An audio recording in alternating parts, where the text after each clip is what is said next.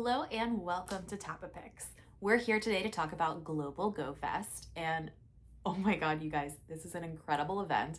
It is very different from a lot of the Global Go Fest events we've had in the past, and I am so excited to talk about it with you.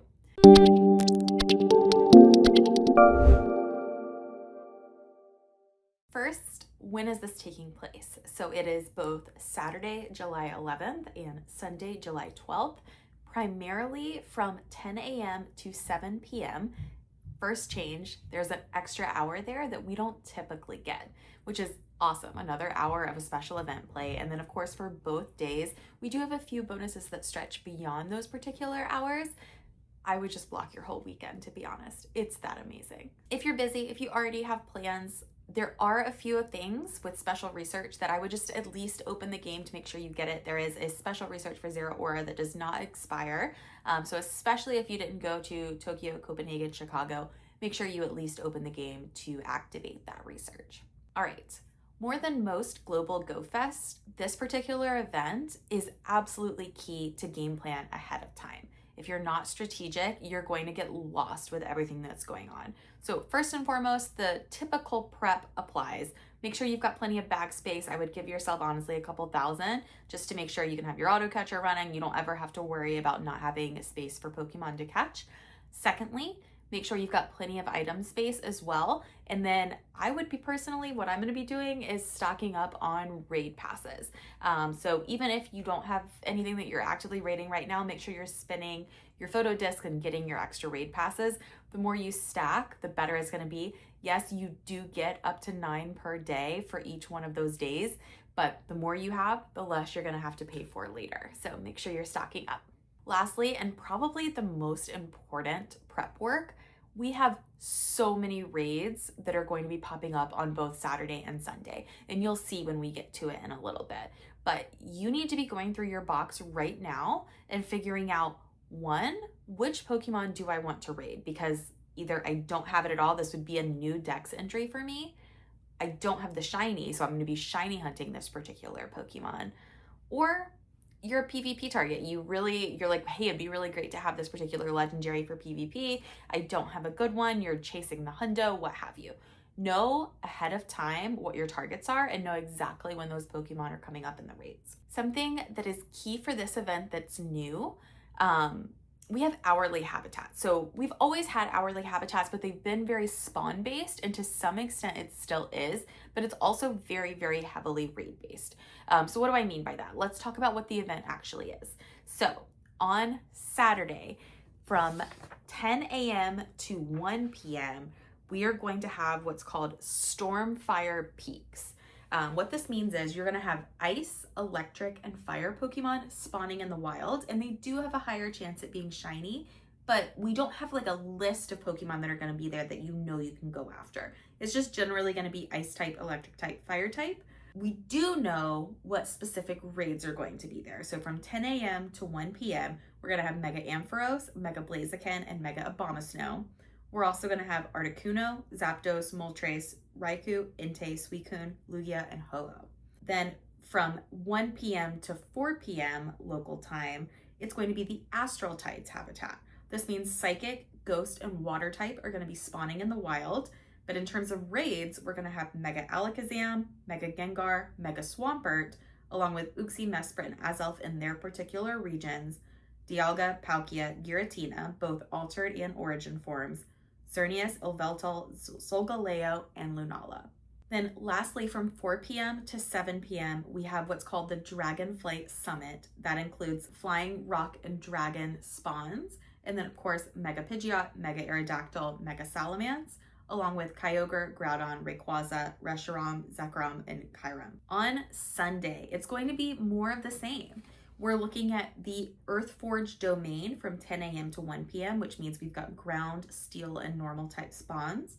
With raids, we're going to have Mega Metagross, Mega Garchomp, Mega Audino, along with all of the Regis, so Regirock, Regice, Registeel, Regigigas, Regieleki, Regidrago, Origin Form Dialga, and Origin Form Palkia, Heatran, and then the Incarnate and Therian forms of Tornadus, Thundurus, Landorus, and Enamorus. And then from 1 p.m. to 4 p.m., it's the verdant anomaly habitat where we'll have poison, bug, and grass spawns, along with mega beedrill, mega pincer, mega septile, and raids.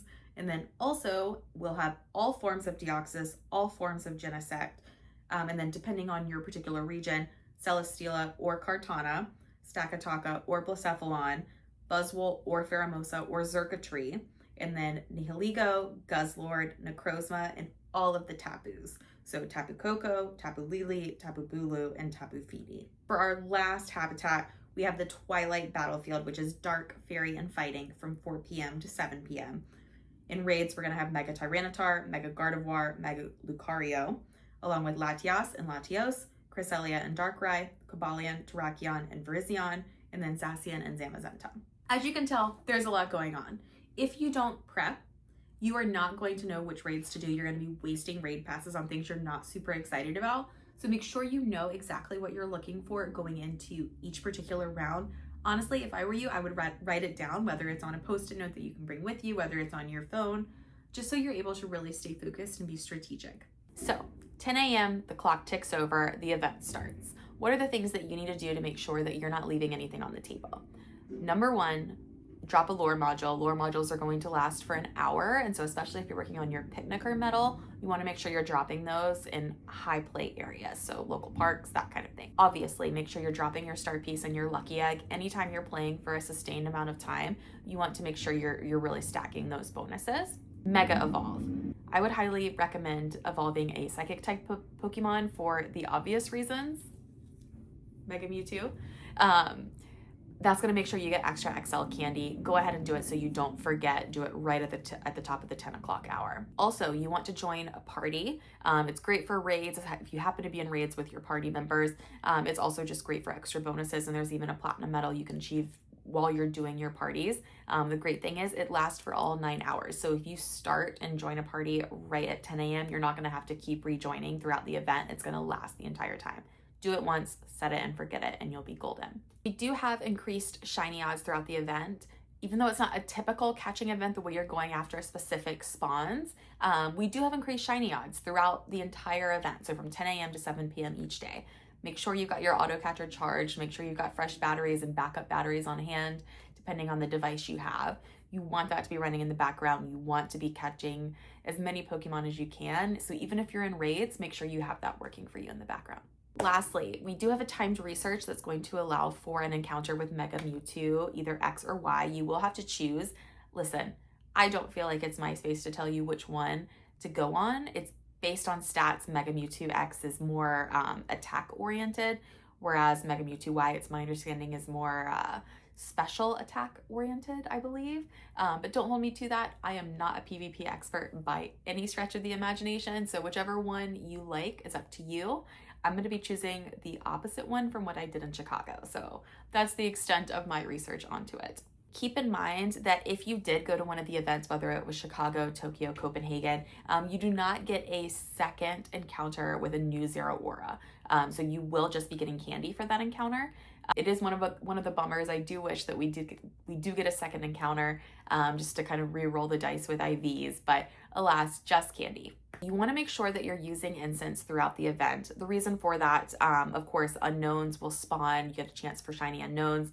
You also get Tropius along with the shiny chance there, and Bouffalant, which is previously, I believe, regionally locked. So this would be, for many regions, your first chance to catch Bouffalant out in the wild.